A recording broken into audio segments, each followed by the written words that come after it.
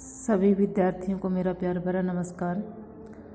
जैसा कि आप सभी को पता है कि कबीर जी एक निर्गुण काव्यधारा के कवि थे और परमात्मा के सच्चे भक्त थे। उस निर्गुण परमात्मा के वो भक्त थे जो कि अजन्मा है, अनंत है, अनादि है, जिसका रूप रंग आकार नहीं है। तो इसी कारण उनके काव्य में एक रहस्यात्मकता का उल्लेख मिलता है उनकी साखियों के अंदर। तो 24 पद हैं कबीर जी के, 24 साखियाँ हम कर चुके हैं। तो आगे जो साखी है उसमें कबीर जी क्या कहते हैं। नैना अंतरी आव तू ज्यू हूँ नैन झपेऊँ, ना हूँ देखूँ और को ना तुझ देखन देऊँ। कि उस परमात्मा के प्रति में जो आत्मा का जो गहरा प्रेम है वो अभिव्यक्त करते हैं कबीर जी कि जो आत्मा है वो परमात्मा को संबोधित कर रही है कि नैना अंतरी आव तू, कि जैसे ही तुम मेरी आँखों के अंदर आओगे, ज्यों हूँ नैन झपेऊँ, तभी मैं मेरी आँखों को बंद कर लूँगी। ना हूँ देखूँ और को ना तुझ देखन देऊँ। तो जब तुम मेरी आंखों के अंदर समा जाओगे तो मैं किसी और को देखना पसंद करूँगी और ना ही मैं तुझे देखने दूँगी, तुम्हें किसी को देखने दूँगी, क्योंकि मेरा तुम्हारे ऊपर सिर्फ मेरा अधिकार है। तो आत्मा यहाँ पर परमात्मा के ऊपर अपना एकाधिकार दिखाती है कि मतलब जब किसी मनुष्य को सिर्फ परमात्मा की लगन हो जाती है तो उसको पाने के लिए प्रयत्नशील रहता है, उसका ऊपर अपना एकाधिकार समझता है। जिस तरह से पत्नी अपने पति के ऊपर अपना एकाधिकार समझती है, किसी और की तरफ नहीं देखती, उसी तरह से जो आत्मा है वो परमात्मा को ही पाना चाहती है और अपना उसी को अपनाना चाहती है। इस कारण वो कहती है कि जैसे ही तुम मेरी आंखों के अंदर आओगे तो वैसे ही मैं अपनी आंखों को बंद कर लूँगी और ना इसके बाद ना तो मैं किसी और को देखूँगी और ना ही तुम्हें किसी और को देखने दूँगी। तो अगले साखी के अंदर कबीर जी क्या कहते हैं। मेरा मुझ में कुछ नहीं, जो कुछ है सो तेरा, तेरा तुझको सौंपता क्या लागे है मेरा। तो कबीर जी अपना समर्पण इस साखी के अंदर प्रकट करते हैं कि जो आत्मा जब उस परमात्मा को अपना मान लेती है तो वो अपना सब कुछ उसको समर्पण कर देती है, क्योंकि ये जो संसार है वो परमात्मा का बनाया हुआ है। इसी कारण उसको यदि वो अपना सब कुछ उस परमात्मा को समर्पित करती है तो उसमें उसको किसी तरह की हिचक नहीं होती। मेरा मुझ में कुछ नहीं, जो कुछ है सो तेरा, यानी कि मेरे अंदर मेरा कुछ नहीं है। इस शरीर के अंदर जो भी कुछ है, इस संसार के अंदर मेरा जो कुछ भी है वो सब कुछ तेरा है, यानी कि परमात्मा का है। तेरा तुझको सौंपता क्या लागे है मेरा। इसलिए यदि मुझे इस संसार का समर्पण तुम्हें करना पड़े, इस शरीर का यदि मुझे समर्पण करना पड़े तो भी मुझे किसी तरह की कोई हानि नहीं है, कोई हिचक नहीं है, क्योंकि मेरे पास जो कुछ भी है वो सभी परमात्मा का है। तो एक त्याग और समर्पण की भावना उस मनुष्य के अंदर आ जाती है जो उस परमात्मा से प्रेम करने लग जाता है। अगले साखी में क्या कहते हैं। कबीर रेख संदूर की काजल दिया न जाए, नैनो रमैया रमी रहा दूजा कहाँ समाई। तो कबीर जी क्या कहते हैं कि मेरे हृदय में सिर्फ उस परमात्मा का निवास हो गया है, इसी कारण से उस परमात्मा के अलावा मेरे हृदय के अंदर कोई और नहीं समा सकता। कि क्या कहते हैं। कबीर रेख सिंदूर की काजल दिया न जाए। कबीर जी क्या कहते हैं कि जिस तरह से सिंदूर मांग में सिंदूर की जगह पर काजल को नहीं भरा जा सकता, उसी तरह से मेरी आँखों में तो वो परमात्मा रम गया है, उस परमात्मा का निवास हो गया है। तो दूजा यानी कि इस परमात्मा के इस संसार के जो आकर्षण है वो मेरे हृदय के अंदर नहीं समा सकते, क्योंकि मुझे सिर्फ उस परमात्मा से प्रेम हो गया है। कि जिस तरह से मांग में सिर्फ सिंदूर भरा जाता है, काजल नहीं भरा जाता, उसी तरह से मेरे हृदय में कोई और निवास नहीं कर सकता, बल्कि वो परमात्मा परम परमेश्वर निवास करते हैं।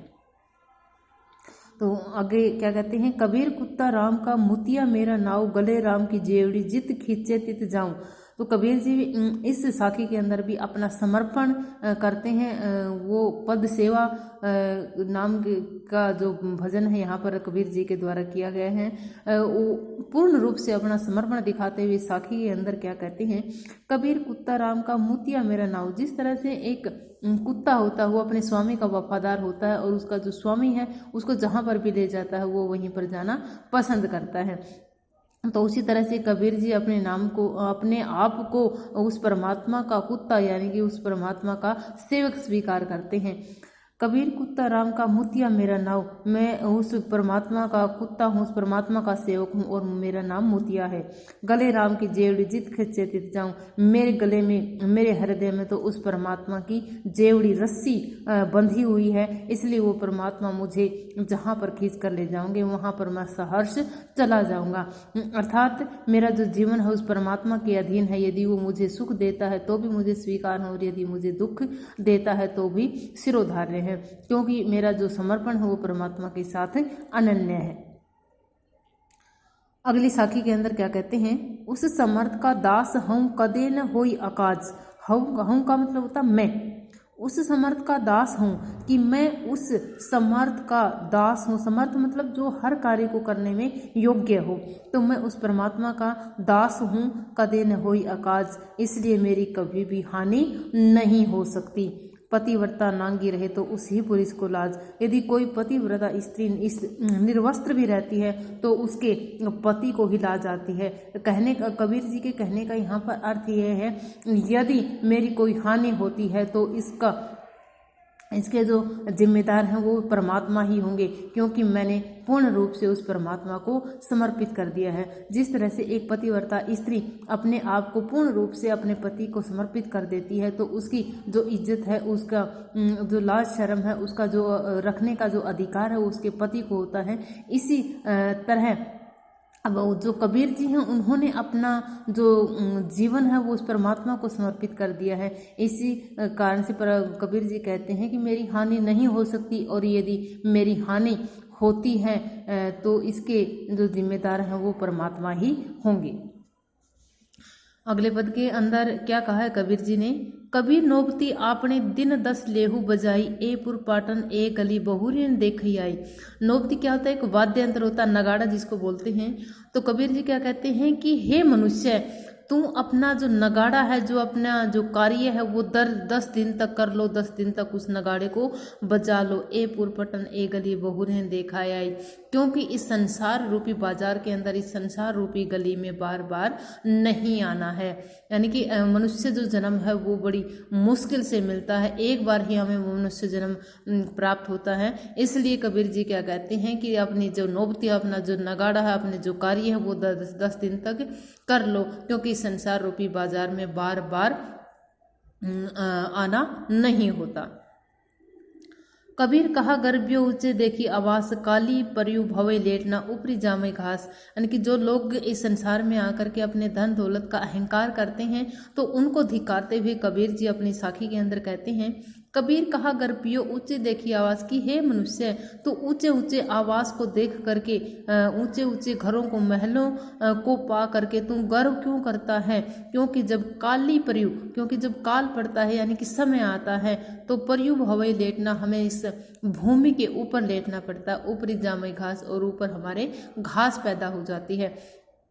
अर्थात चाहे किसी के पास बड़े बड़े महल हैं, बड़ी बड़ी इमारतें जिन्होंने बना रखी हैं, लेकिन जो अंत समय आता है, अंत समय में हर मनुष्य को इस धरती के ऊपर, भूमि के ऊपर लेटना पड़ता है, और हमारे ऊपर जो है, हमारे शव के ऊपर घास पैदा हो जाती है। इसलिए कबीर जी उन धनी वर्ग के लोगों को संबोधित करते हैं जो अपने धनी होने का गर्व करते हैं। अगले पद के अंदर भी इसी चेतावनी को व्यक्त करते हैं कबीर जी। कबीर कहा गर्भियो इस जीवन की आस, टेसु फूले दिवस सारी खंखर भय पलास।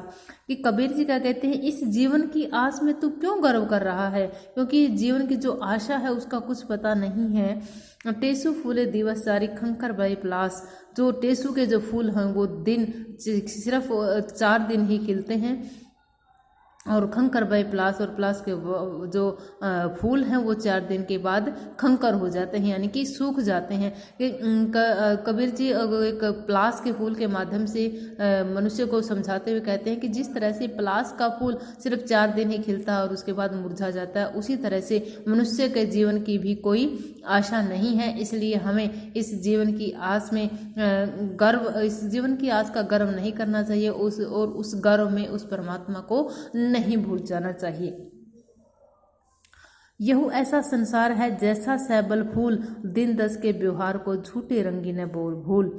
ये जो तो कबीर जी संसार की तुलना एक सैबल के फूल से करते हैं। सैबल का फूल एक ऐसा फूल होता है कि वो बहुत दूर से बहुत सुंदर दिखाई देता है, लेकिन जैसे ही पशु पक्षी जो पक्षी हैं, जो भंवरे हैं, वो उससे रस का पान करने जाते हैं तो वो जो फूल है वो एकदम से उसको छूते ही झड़ जाता है। तो कबीर जी इस संसार की जो तुलना वो सैबल के फूल से करते हैं कि ये जो संसार है वो सैबल के फूल के समान है जिसका कोई अस्तित्व नहीं है। इसलिए ये जो संसार का जो व्यवहार है वो सिर्फ 10 दिन का है। इस संसार के जो झूठे आकर्षण है, जो झूठी जो तामझाम है, उनसे हमें दूर रहना है। हमें उनके झूठे रंगों में नहीं रंगना है, यानी कि हमें जिसने हमें बनाया है, उस परमात्मा ने हमारा निर्माण किया है, तो उस परमात्मा को भूल करके हमें इस संसार के 10 दिन के व्यवहार में अपने आप को नहीं भूल जाना है, बल्कि उस परमात्मा को स्मरण करते हुए उस परमात्मा को प्राप्त करने का प्रयत्न करना है। तो अगले साखी के अंदर कबीर जी क्या कहते हैं? कबीर हरि की भक्ति बिन धिगी जीवन संसार, धुआं केरा धोल हर जात न लागई बार। यानी कि जो वास्तविकता है वो हमें दिखाई नहीं देती। वास्तविकता यह है कि हम उस परमात्मा के अंश हैं और उस परमात्मा को प्राप्त करने के लिए हमें मनुष्य जन्म मिला है। लेकिन कबीर जी इस संसार को धिक्कारते हैं कि हम इस संसार में आकर के इस संसार के हो जाते हैं और यहाँ के आकर्षण में डूब जाते हैं। तो कबीर जी मनुष्य को चेतावनी देते हुए कहते हैं कि कबीर हरि की भक्ति में धिगी जीवन संसार, यानी कि जो व्यक्ति उस भगवान की भक्ति नहीं करता, ऐसे जीवन को, ऐसे संसार को धिक्कार है। धुआं केरा धोल हर जात न लागे बार, क्योंकि ये जो संसार है वो तो धुएं के धोलहर के समान है, धुएं के महल के समान है, जिसको जाते हुए देर नहीं लगती। यानी कि जब धुआं उठता है तो उस धुएं का एक महल सा बना हुआ दिखाई देता है, लेकिन वो थोड़ी देर में ही विलीन हो जाता है। तो ये संसार भी ऐसा ही है, इसको जाते हुए देर नहीं लगती है। संसार कब छूट जाए हमें कुछ पता नहीं है। इसलिए कबीर जी यहाँ पर कहते हैं कि हमें हरि की भक्ति करनी चाहिए, क्योंकि जो हरि की भक्ति नहीं करता, जो भगवान की भक्ति नहीं करता, उसके जीवन को धिक्कार है। कुल खोया कुल उबरई, कुल राख्यो कुल जाई, राम ने कुल कुल भेटी लई, सब कुल रहा समाई। तो कबीर जी इस साखी के अंदर क्या कहते हैं कि कुल खोया कुल उबरई, कि जब हम उस संसार के परिवार को खो देते हैं, कुल राख्यो कुल जाए, तो हमें उस परमात्मा का परिवार हमें प्राप्त हो पाता है।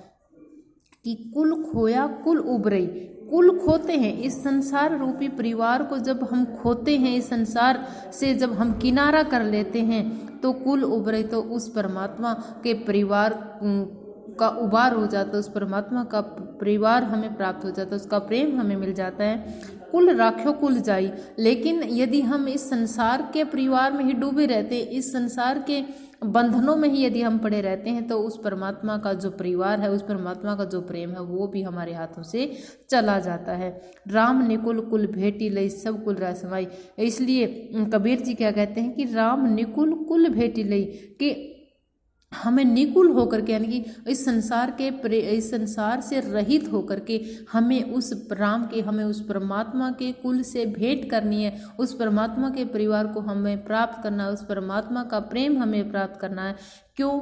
क्योंकि उस परमात्मा के परिवार में ही सारा परिवार, सारा संसार समाया हुआ है। इसलिए हमें इस संसार के आकर्षणों में नहीं डूब जाना है, संसार के बंधनों में नहीं बंधना है, बल्कि उस परमात्मा से भक्ति करनी, उस परमात्मा से प्रेम करना है, क्योंकि वो परमात्मा ही है जो हमें संसार रूपी सागर से पार लगा सकते हैं।